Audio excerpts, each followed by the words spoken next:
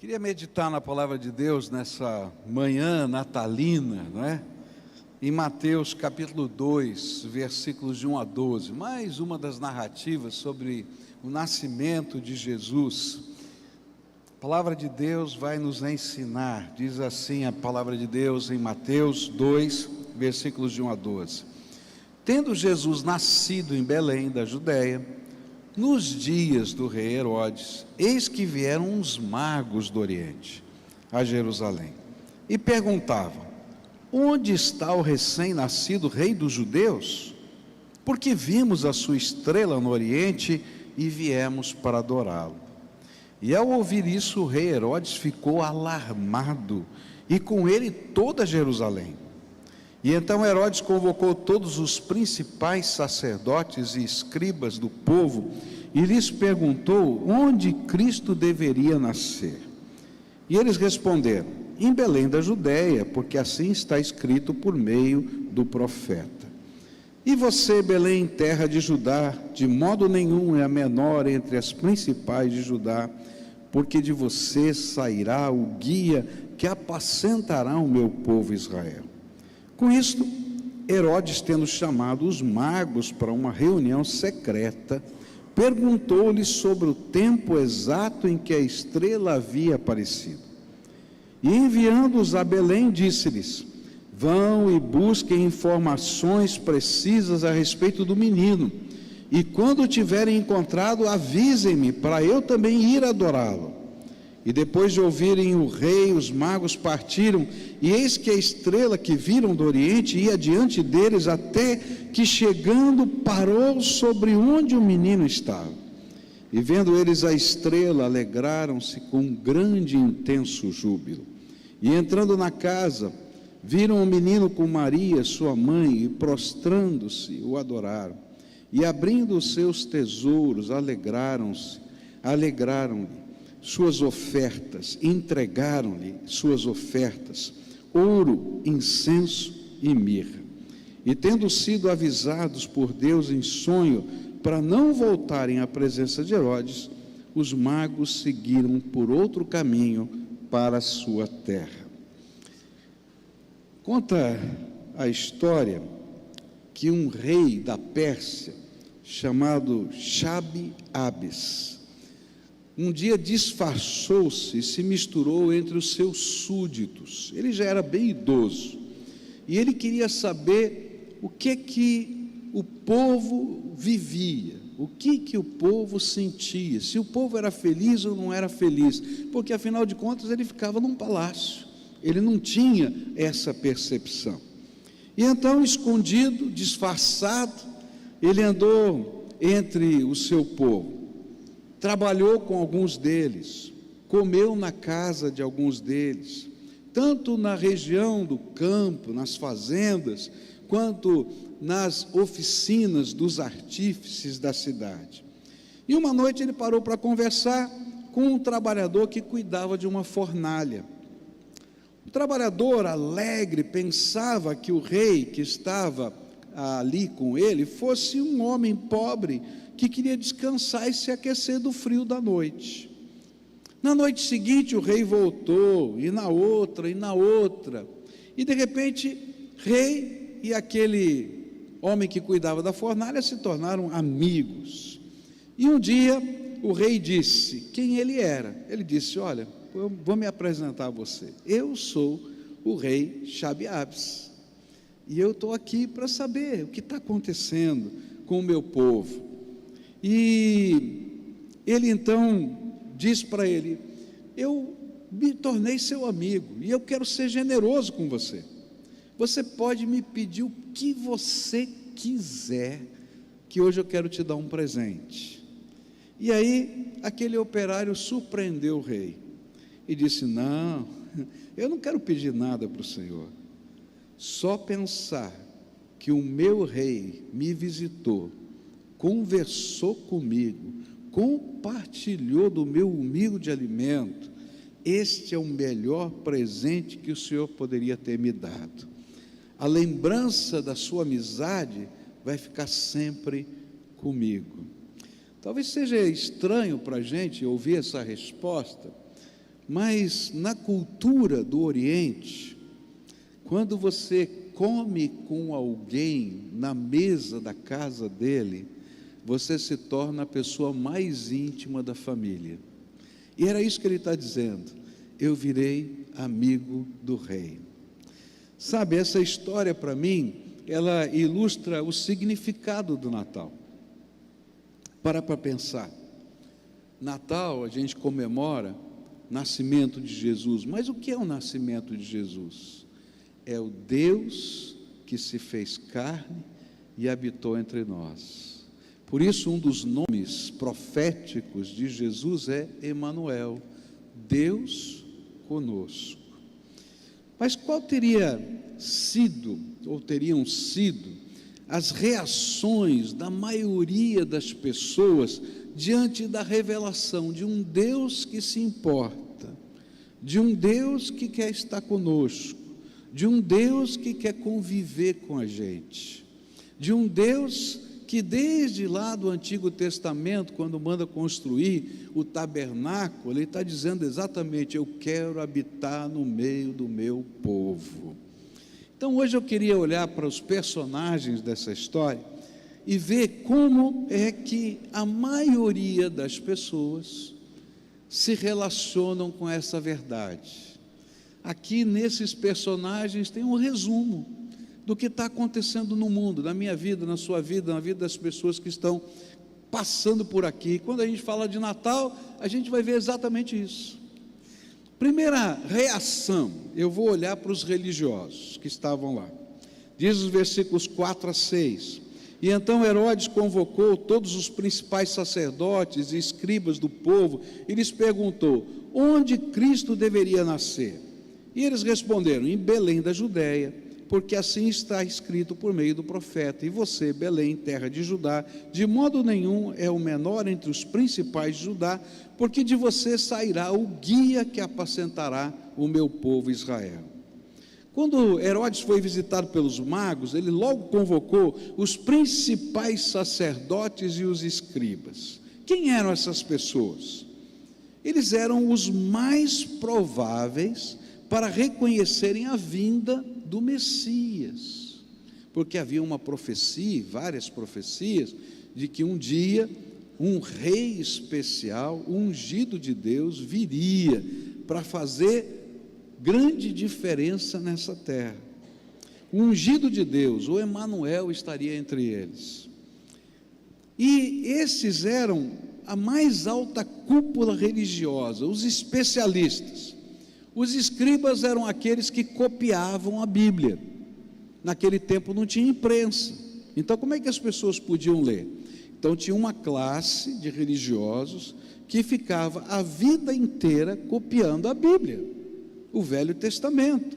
Então eles vão perguntar: você lê a Bíblia todo dia, você copia a Bíblia, o que é que diz a Bíblia sobre isso? Mas eles também consultaram os principais sacerdotes. Quem eram os principais sacerdotes? Eles eram um grupo seleto de pessoas cultas, formada por sumos sacerdotes que já haviam exercido a função, mas que agora haviam passado o cargo para outro.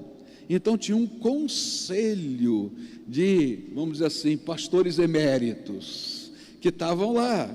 E eles então, junto com o sumo sacerdote atual, atenderam o chamado do rei, não é? Então era aquela autocracia sacerdotal, e alguns familiares acompanhavam, e eram também estudiosos, e eram professores da lei.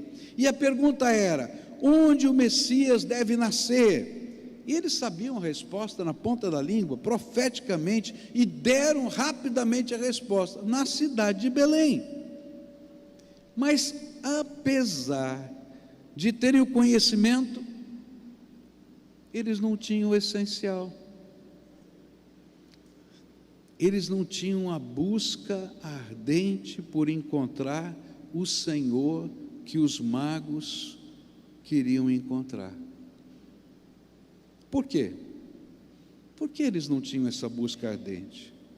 E quando eu penso na resposta, logo me vem na mente algumas razões. É porque eles se tornaram indiferentes. Indiferentes. E é isso que acontece com muita gente, gente que é indiferente com essa realidade de que Deus quer habitar conosco. Porque trocaram a essência da fé. O que é a essência da fé? É aquele desejo ardente por um encontro com o Senhor, aquela busca ardente por ver, por ouvir, por sentir a presença do Senhor, por religiosidade.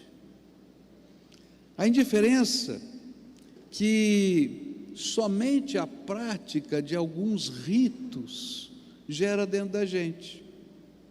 Eu estava no hotel esses dias passados aqui, esperando a casa ficar pronta para a gente entrar, e na hora da refeição eu vi uma cena interessante.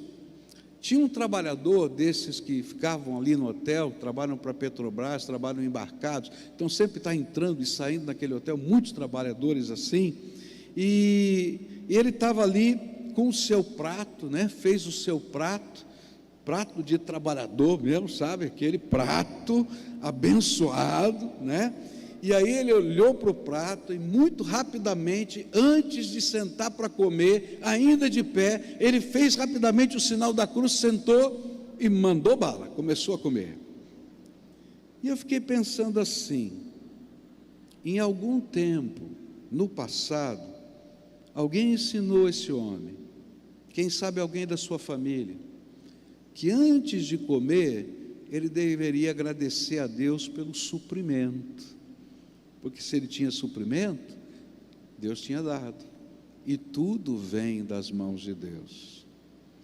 Mas por alguma razão, o conversar com Deus, que é o essencial, foi esquecido, e só sobrou o sinal da cruz, que era o símbolo da religiosidade. Você consegue entender como a indiferença vai sendo implantada no coração, onde eu pego e transformo um rito como aquilo que substitui a essência. A indiferença que estava no coração daqueles homens era porque eles estavam muito mais preocupados com as suas disputas religiosas. Entre aqueles homens estavam os representantes de várias correntes do judaísmo, que a principal missão era o debate, a defesa das suas opiniões, e não a busca ardente pelo encontro com o Senhor. Eles eram a Suprema Corte, discutindo as linhas teológicas. Mas aqueles magos traziam a essência. Nós queremos ter um encontro com esse Cristo que nasceu.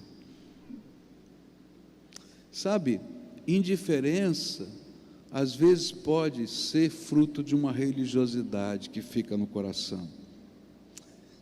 Alguns deles eram extremamente legalistas, eles queriam saber o detalhe da lei, e eles talvez fossem experts no detalhe da lei, mas eles não conheciam a essência da lei, que era o Deus que se revelou e que queria fazer um tabernáculo, uma tenda no coração de cada ser humano. A grande lição aqui é que o rito, a religiosidade, gera indiferença, pois nos dá um falso senso de segurança. Sabe, querido, Deus não quer só que você venha na igreja. Deus não quer só que você tenha um título, seja de uma função qualquer que você tenha dentro da igreja. Deus não quer que você tenha só uma religião. Ele quer que você o conheça profundamente, que você aprenda a ouvir a voz do Senhor, que você descubra o poder do seu Espírito, que você seja visitado de manhã, de tarde, de noite, nas madrugadas, pela presença gloriosa do Senhor. E sabe, quando isso acontece, a nossa mente muda. Eu fui criado dentro da igreja, e é muito fácil a gente se acostumar com tudo. Eu era criado, assim, não só criado dentro da igreja, mas era aquele moleque que não saía da igreja. Sabe por quê? Porque tinha uma mesa de ping-pong na minha igreja maravilhosa. Não conte para ninguém, mas eu vou contar para você um segredo. Eu roubei a chave da igreja do zelador. E aí a gente ia, às vezes de noite, escondido, jogar ping-pong, porque a mesa de ping-pong ficava na torre da igreja. E o zelador, naquela época, morava na igreja, no porão da igreja. E de vez em quando ele escutava de noite, toque, toque, toque, toque, toque, toque, toque, toque. Mas está tudo fechado, tudo trancado. E a gente deixava a janela da torre fechadinha para não parecer a luz que a gente estava jogando. Mas a gente escutava quando aquele senhor, não é, ia subindo as escadas para chegar na torre. E ele dizia, e agora, o que a gente vai fazer? Moleque é moleque, né? Vamos falar a verdade. Sabe o que eu fazia? Abria a janela, junto com os meus amigos, subia no telhado da igreja e ficava escondido. Quando o zelador ia embora, eu ia jogar ping-pong. Já fui ruim, né? Fala a verdade, né? Eu acho que não tem nenhum desses aqui, não, né? É. Mas sabe, a igreja para mim era só o ping-pong. A igreja para mim eram só os amigos. E na verdade, eu tinha indiferença quando tinha um sermão, quando tinha um culto de oração, porque eu não entendia a essência. Mas um dia, quando eu tive um meu encontro com o Senhor, e Ele falou comigo pela primeira vez, naquele meu quarto, e eu entendi que Deus quer habitar na nossa vida, tudo aquilo deixou de ter sentido. E uma das primeiras coisas que eu fiz foi pegar a chave da igreja que eu tinha roubado, porque quando a gente tem um encontro com o Senhor não dá para ser igual. E convenci o meu amigo ainda que jogava ping-pong comigo, porque era um segredo, só 2 sabiam. E nós fomos lá na casa do zelador falar, nós queremos pedir perdão para o senhor, nós roubamos essa chave do senhor. E quando o senhor escutava aquele barulhinho, éramos nós jogando ping-pong lá em cima. E ele dizia assim para mim, mas onde é que vocês se escondiam? Porque eu subi lá várias vezes. Eu falei, eu vou mostrar para o senhor. Subimos lá na torre, abri a janelinha da torre e mostrei, me escondi aqui nesse cantinho do telhado. Mas eu não podia me esconder do Deus que estava olhando para mim. Sabe, queridos, indiferença está no meio até da igreja. Quando a gente troca a essência, que é a busca intensa pela presença de Deus, por aquilo que é acessório. Só que o acessório não preenche o coração. Eu posso ser um expert nas Escrituras e não ir procurar Jesus. Nenhum desses homens seguiram os magos para ver se em Belém estava o Messias.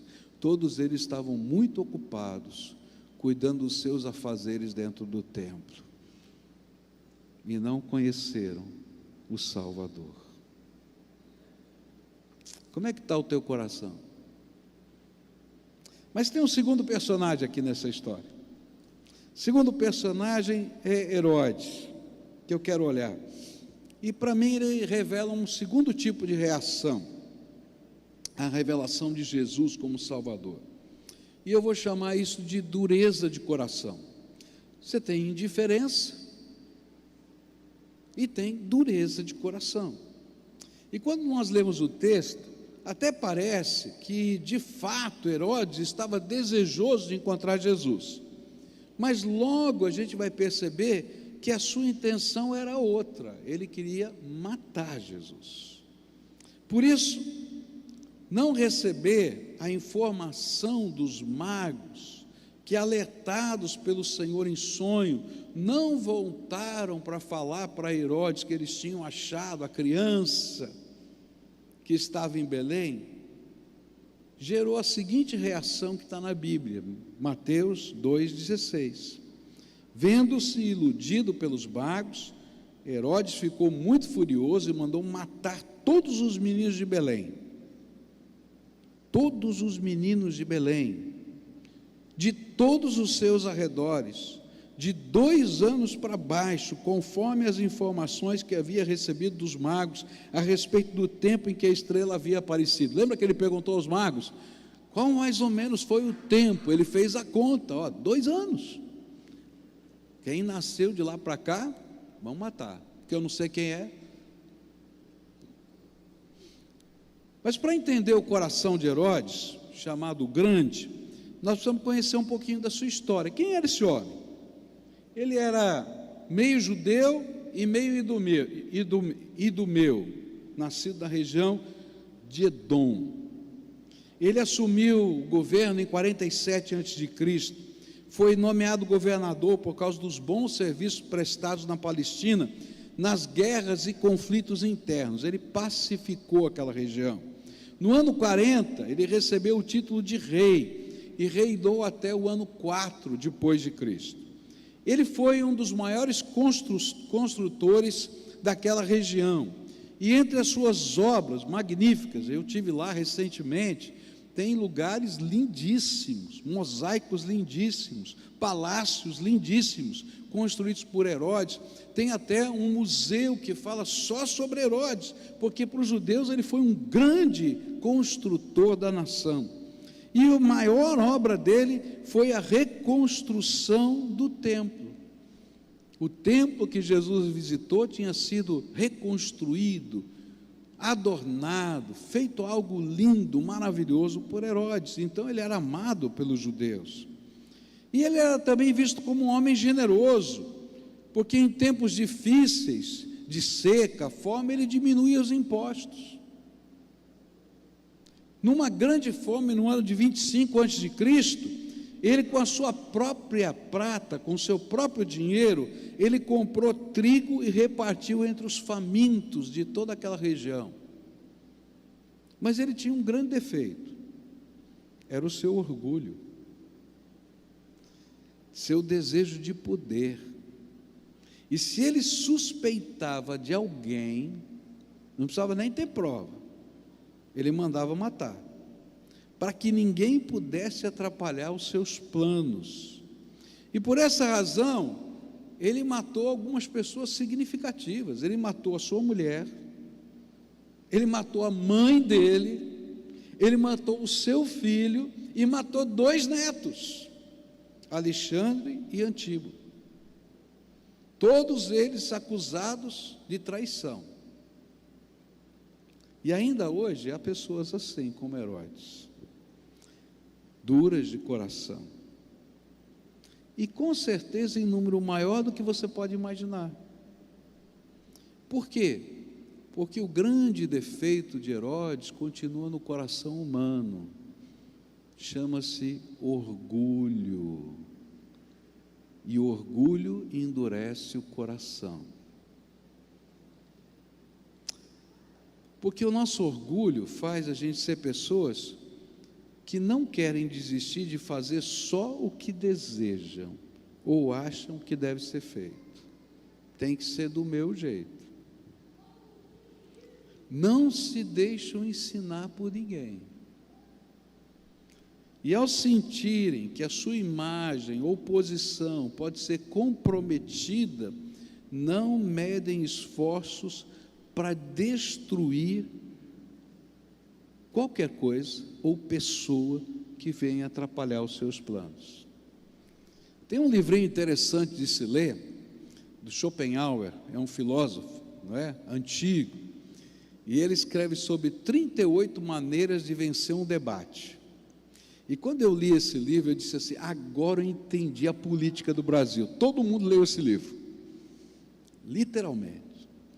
Porque ele diz o seguinte: se você estiver perdendo, esquece o assunto principal e discuta o caráter do seu opositor. Mete o pau nele e não no que ele está fazendo. Destrói a imagem dele, destrói o seu caráter. Herodes era assim. E sabe de onde vinha isso? Do seu orgulho. Por isso o orgulho nos faz ser duros de coração diante de Deus, porque não nos permitimos moldar, não aceitamos nem que Jesus nos ensine a viver. É tão estranho isso, que a gente diz assim: não, Deus para mim é assim. E aí você pergunta para a pessoa: mas de onde você tirou isso? Está das Escrituras? Ele te falou isso? Não, tirei da minha cabeça. Então, se você tirou da sua cabeça, você está fazendo um Deus segundo a sua imagem e semelhança, e não você é a imagem e semelhança de Deus. E sabe de onde vem isso? Do nosso orgulho. Por isso o orgulho nos faz ser duros de coração diante de Deus. A gente não se permite moldar, nós não aceitamos aquilo que Jesus tem para a nossa vida, e na verdade a gente está dizendo: eu me basto, eu me garanto.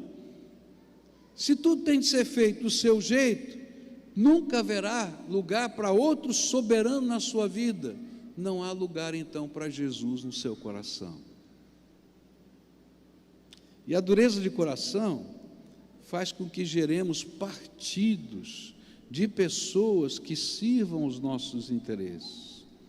Existia um partido político lá em Israel naquela época chamado Herodianos, que eram aqueles que apoiavam o governo de Herodes, e não importava o que ele fizesse, estavam com ele. Por quê? Porque pessoas assim atraem, são poderosas. Mas que tolice imaginar que nós podemos resistir Deus e saber mais do que Ele, porque em todo o seu orgulho ele teve coragem de fazer um genocídio, matar todas as crianças de Belém e da região de 2 anos para baixo, mas não conseguiram mudar o plano de Deus. Quem é que pode lutar contra Deus, sair incólume?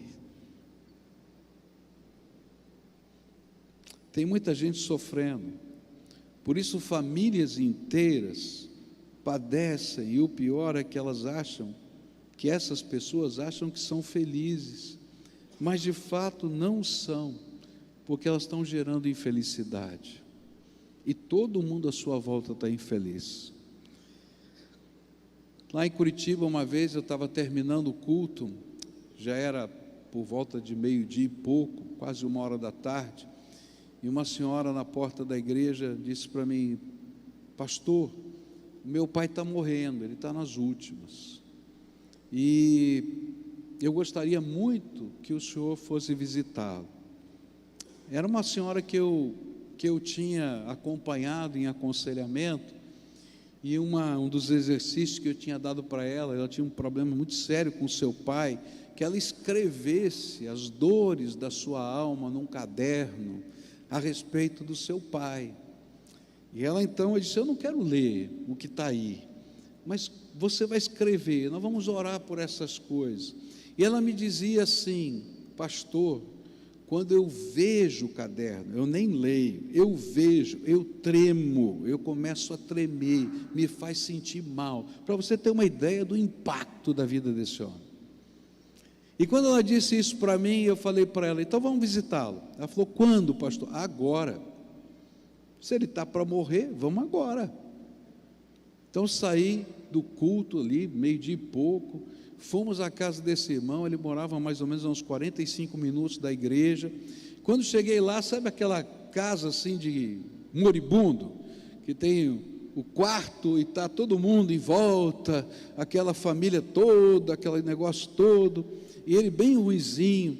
E aí então eu cheguei a pedir licença para todo mundo, e que eu queria conversar com aquele homem em particular. Todo mundo foi para a sala, e quando então comecei a conversar com ele, e comecei a apresentar o plano da salvação. Eu falei para ele: olha, o senhor está morrendo, e o senhor vai se encontrar com Deus. O senhor está preparado para esse encontro? Ele falou: não estou. E eu perguntei: por que não? Porque eu sou um cara ruim, assim mesmo, sou duro, sou difícil. E o senhor quer compartilhar algumas coisas para a gente orar pedindo perdão para Deus? Ele falou: quero. E daí começou a contar: eu fiz isso com a minha mulher, eu fiz isso com meu filho, fiz isso com outro filho. Foi falando o nome de todo mundo e contando todos os seus pecados. Quando ele terminou de falar, eu falei: eu vou orar pelo senhor. Se o senhor está confessando isso diante de Deus, se o senhor quer receber Jesus, Ele pode lhe perdoar. Mas eu gostaria de fazer isso com a sua família e dizer para a sua família o que o senhor me falou, porque eles precisam de cura. O senhor me permite? Ele falou: sim, por favor. Chamei toda a família. E eu me lembro que eu comecei a falar: olha, estou aqui conversando, falei que ele está nas últimas, que ele vai ter que se encontrar com o senhor. E comecei a pregar o plano da salvação de novo. E falei: agora ele confessou os seus pecados. E ele disse o seguinte: eu acho que é importante eu dizer, dona fulana, mulher dele, ele falou isso, está pedindo perdão a Deus, mas está pedindo perdão à senhora. E a mulher começou a chorar. Aí falei assim: Daniel, me lembro do Daniel. Daniel, um homem forte, bem grande, assim, parece o Ponce, assim, grandão, assim, tal, né? E aí, então, eu disse para ele: Daniel, seu pai me disse isso.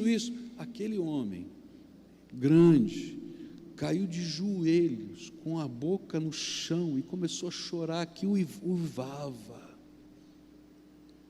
E aí fui anunciando o Evangelho. Sabe por quê? Porque a dureza do coração da gente só é quebrada quando Jesus entra dentro da gente e arrebenta, quebranta. E às vezes, pessoas duras de coração só se quebrantam num leito de morte. Que Deus não precise moer você numa cama para ser quebrantado, meu querido.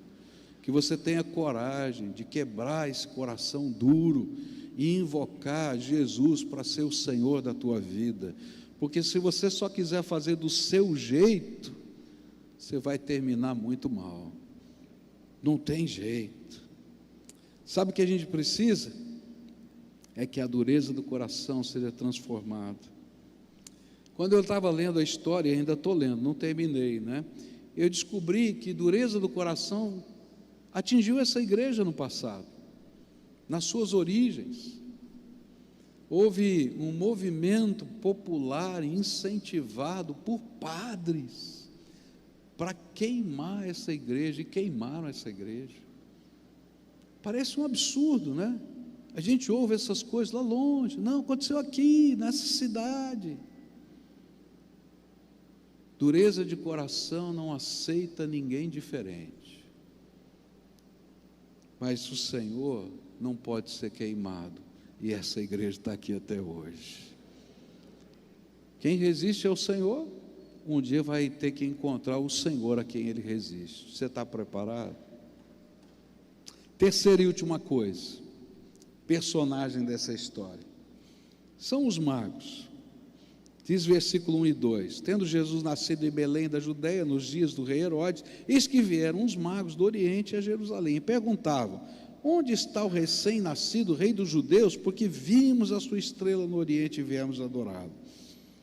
E a terceira reação, a primeira foi indiferença, a segunda dureza de coração, mas a terceira reação, ela é exemplificada por esses menos prováveis dessa história, os magos do Oriente. Quem eles eram? A palavra pode ser interpretada de vários sentidos. Magos, essa palavra que está lá, pode ser um termo técnico de uma casta sacerdotal persa, ou pode ser interpretado como possuidor e utilizador de conhecimentos e poderes sobrenaturais, de magia negra ou falsos profetas. Pode também ser traduzido como ilusionista, um mágico. Mas o mais provável aqui é que eles eram especialistas no conhecimento da leitura das estrelas, que eles eram astrólogos. Em qualquer dos usos, a palavra mago, que a gente encontra, dá para perceber que eles eram não bem vistos pela fé judaica. No entanto, foram eles que levaram os seus presentes para adorarem o Senhor de toda a terra, os improváveis. Você lembra de uma expressão de Jesus? As pedras clamarão. Os improváveis. Os improváveis eram os mais receptivos ao Senhor do que os religiosos e os poderosos. Sem conhecerem as profecias do Antigo Testamento, eles encontraram o Senhor, porque Deus falou com eles, enquanto estudavam as estrelas e tentavam discernir os significados dos seus movimentos para as nações. Como é que Deus podia falar com um astrólogo? E a grande lição aqui é que o grande missionário é o próprio Deus. E aqui tem uma lição linda. A Bíblia vai nos ensinar que ninguém procura a Deus espontaneamente, mas que Deus vai nos buscar primeiro. E Deus nos encontra no lugar em que nós estamos, na condição em que nós estamos. E Ele mesmo nos traz para o lugar onde Ele quer que estejamos. Ele não nos encontra no lugar em que estamos para ficarmos lá. Ele nos traz para o lugar onde Ele quer que estejamos, mas é Ele que começa, é Ele que vai, é Ele que bate na porta, é Ele que nos chama, é Ele que mexe no nosso coração. Ele revela a sua vontade, Ele revela a sua sabedoria, e por isso os magos, Ele mandou um mensageiro diferente, Ele mandou uma estrela. Olha que coisa tremenda! Se a única maneira deles poderem entender que havia um Deus soberano sobre essa terra e um Salvador vindo era ter uma estrela, Deus mandou uma estrela. Só Deus faz isso. Mas isso está nas Escrituras. Salmo 19, verso 1 diz assim: os céus declaram a glória de Deus e o firmamento proclama as obras das suas mãos. Deus pode usar qualquer coisa para falar ao seu coração, mas quando Ele visitar você, esteja pronto para buscá-lo. Isso foi um ato soberano divino.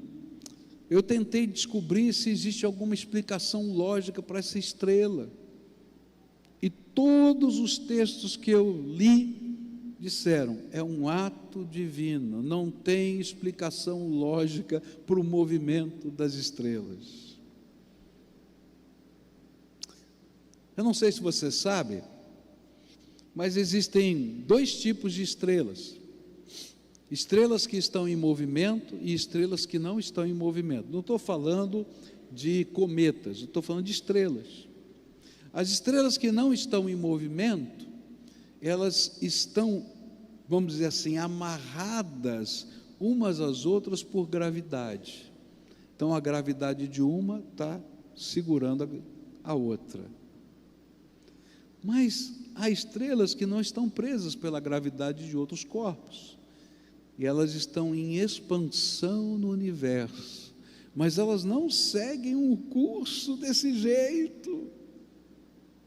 Não tem explicação para isso. É um ato divino, do Deus Criador dos céus e da terra, que vai ao encontro do homem onde ele está. Existem atos divinos acontecendo hoje na sua vida, quer você queira, quer não. Deus está agindo, e Ele está dizendo: eu te amo, eu tenho um plano para a tua vida, eu tenho um propósito para você, eu tenho algo diferente para fazer na sua vida. E sabe o que esses homens me ensinam? é que nós precisamos estar abertos às visitações do Senhor, que vem ao nosso encontro, onde nós estamos, e nos leva onde Ele quer que estejamos. Mas conhecer que Ele nos visitou não é suficiente. É necessário comprometer-se com o Senhor que nos visita. Todos os personagens aqui tiveram conhecimento de que algo extraordinário de Deus estava acontecendo. Herodes, os religiosos, mas os únicos que estavam comprometidos com esse chamado eram os magos. Era preciso um comprometimento não só parcial, mas total. Você pode imaginar alguém que sai do seu país na direção de outro país, de outra língua, de outro povo, para buscar algo que Deus está falando no seu coração? Tem que ter compromisso. Eu me lembro de um missionário. A nossa junta de missões mundiais tem o costume de fazer um teste psicológico para poder enviar os missionários. Eles adotam um teste específico chamado Rorschach. Só que nem todos os psicólogos, não é, que usam esse método Rorschach, né, são crentes. Então eu me lembro de um casal de missionários que passaram pelo teste Rorschach e foram reprovados. E aí então eu fui querer saber por que ele tinha sido reprovado. E conversei, na época eu era um dos líderes da junta, e eu conversei com a psicóloga. Eu falei: no seu relatório você não diz o motivo da reprovação, quero saber por quê. E ela disse assim: porque esses jovens são idealistas demais. Eles estão indo para um outro país para fazer um trabalho difícil e eles estão sonhando, eles estão pensando que vai dar tudo certo, que Deus vai abençoar, que isso é idealismo demais. E eu disse assim: gente, se não for idealista demais, não vai ser comprometido com o alvo de Deus. Se isso é motivo para recusar um missionário, então nós temos que mandar todos os missionários embora. Você está entendendo? Porque aqueles homens saíram lá, talvez da Pérsia, andaram milhares de quilômetros para chegar na cidade de Jerusalém. Provavelmente tenha levado 2 anos essa jornada, ou 1 ano e pouco, até que eles viram, até que eles chegaram. Foi esse o tempo que Herodes fez a conta, cerca de 2 anos, milhares de quilômetros, fora o custo de uma viagem assim, que tiveram que levantar o dinheiro, montar a caravana, porque naquele tempo não tinha avião a jato não, a gente pegava o camelo, pegava o burro e ia andando pela aí, e ainda trouxeram presentes, porque quando encontrassem o Rei dos Reis e Senhor dos Senhores, eles queriam adorá-lo. Eles consagraram então tudo aos pés do Senhor, ouro, incenso e mirra, caríssimo. Sabe qual é a grande diferença?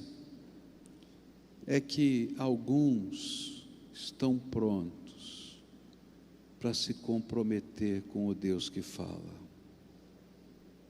e outros fogem do chamado de Deus. Alguns ignoram, alguns resistem com o coração duro porque não querem se submeter a nada e a ninguém, mas outros se derramam aos pés do Senhor, e eles são os que ouvem o chamado. Eles são às vezes os improváveis. Olha para os discípulos de Jesus. Nenhum sumo sacerdote estava lá. Pescadores, coletores de impostos, os improváveis. Qual era a diferença? Um coração quebrantado, um coração sequioso, desejoso de conhecer e viver Jesus. Um coração alegre de depor tudo aos pés do Salvador. Hoje a gente está celebrando o Natal de Jesus. Tem correria na cidade. Você viu o trânsito desses últimos dias? Meu Deus, eu já achava ruim o trânsito daqui. Agora imagina na época do Natal. Não é verdade o que eu estou falando? Correndo gente para lá e para cá. Mas no meio dessa correria, quantos de fato estão querendo adorar Jesus? Pior que tem muito religioso. E às vezes nós. Quem sabe no meio dessa correria você não teve nem tempo para dizer bom dia, Senhor. Você não fez talvez o sinal da cruz, mas fez bem perto disso. Porque a essência às vezes ficou de lado. Nesse dia de Natal, eu vim aqui convidar você a ter um coração diferente. O Espírito de Deus está agindo. O Espírito de Deus está se movimentando no meio da gente. Às vezes eu gostaria, eu não posso, mas eu gostaria que o Senhor abrisse os céus para você ver o que Ele tem preparado para você. Que Ele abrisse os seus olhos para enxergar a realidade do mundo espiritual.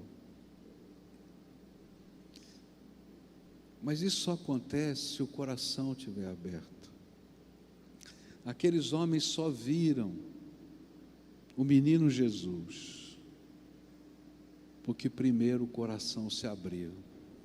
Porque a gente não vê, se a gente não viver essa busca ardente de fé, por esse encontro com o Deus vivo na nossa vida. Hoje eu queria orar junto com você, como eu sempre faço no final da mensagem. Mas para a gente primeiro fazer um autoexame. De verdade, qual desses personagens reflete mais esse momento na sua vida? Porque às vezes é assim, em algum momento da nossa vida, a gente já passou por outros estágios. Mas e hoje? Sejam indiferentes, que nem eu que gosto de jogar ping-pong. Está na igreja todo dia. Eu ia para a igreja toda noite. Quando o zelador, eu morava perto, o zelador ia para a casa dele, eu via que ele desceu, eu subia para a torre. E ficava às vezes até tarde, brincando. Mas eu não estava lá para encontrar Jesus. Teve momentos na minha vida, por causa das minhas dores, das minhas lutas, que eu virei um Herodes. É triste dizer isso, coração duro. Eu não queria ser visitado pelo Senhor. Eu não queria nem orar, porque eu sabia que Deus falava. E eu não queria ouvir a voz do Senhor. Mas houve outros momentos na minha vida que eu era como aqueles magos, um improvável, que Deus me visitou, que Deus tocou, que Deus usou. Vale a pena estar no lugar da vontade de Deus e fazer aquilo que Ele tem para nós. E você? Vamos orar junto por isso? E quem sabe hoje seja dia de arrependimento. A gente às vezes deixa no meio do caminho as coisas essenciais e enche de outras coisas a vida da gente. E o Senhor vai dizer: filho, o essencial sou eu, vem aqui, eu quero te visitar com o meu poder, com a minha graça, quero derramar os meus dons sobre a sua vida, quero derramar uma porção dobrada do Espírito. Porção dobrada não cai automaticamente, tem que ter persistência. Se Eliseu não ficasse seguindo Elias todo o tempo, não deixasse ele fugir um minutinho, ele ia perder a bênção. Como é que está o teu coração? Sequioso pelo Senhor? ou às vezes os nossos pecados estão fazendo diferença e fazendo a gente se separar dele. Então hoje eu quero orar com pessoas que, arrependidas, queiram buscar a essência, Jesus, o Senhor. E eu quero orar porque às vezes a gente está num momento tão intenso que a gente não sabe nem como orar, e a gente precisa que alguém nos ministre, e aí alguém intercede pela nossa vida, ora por nós. Se você é essa pessoa a quem o Espírito Santo hoje, nesse dia de Natal, está falando, quem sabe você veio de longe para passar o Natal com alguém, quem sabe você está aqui na igreja todo dia, mas o Senhor está falando com você hoje, está batendo aí, vem para cá, hoje o Senhor quer fazer algo novo na tua vida, vamos orar junto, vamos colocar nossa vida, vamos nos arrepender, dizer, Senhor, chega de coração duro, chega de indiferença, eu quero uma busca intensa na minha alma. Se você é essa pessoa, vem para cá, vamos orar junto, em nome de Jesus. Você vai dizer, mas eu já fui outra vez, não interessa, a gente ouve o que o Espírito fala e faz o que Ele manda. Se o Senhor está chamando você, pode vir para cá, a gente vai orar juntos agora. Há alguém aqui, o Espírito Santo está falando, vem para cá, pode vir, levanta aí. Quem sabe uma família inteira, o Senhor está chamando hoje, a família toda. Precisa ter coisas aí para consertar, para mexer. Eu não posso, você não pode, mas o Deus que trabalhou, o pai do Daniel, é o Deus que trabalha em todo mundo, está trabalhando no meu e no seu coração hoje. O Espírito de Deus está aqui, e é Ele que nos visita. Venha, venha. Se o Senhor está falando com você, pode vir, em nome de Jesus. Esse é o lugar do Senhor, esse é o lugar da adoração, esse é o lugar da entrega, esse é o lugar do compromisso, esse é o lugar onde a gente se coloca aos pés do Senhor, como aqueles magos que não entendiam muita coisa, mas eles tinham o essencial, o desejo de encontrar o Senhor da sua vida.